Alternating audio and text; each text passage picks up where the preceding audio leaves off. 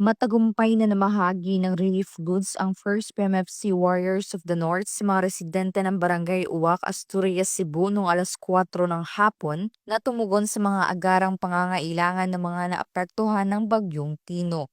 Ang operasyon ay pinangunahan ni Police Corporal Roy C. Antabo sa ilalim ng pamumuno ni Police Lieutenant Colonel Arnold Ponce Valenzuela, Force Commander ng 1st Provincial Mobile Force Company, Cebu Police Provincial Office.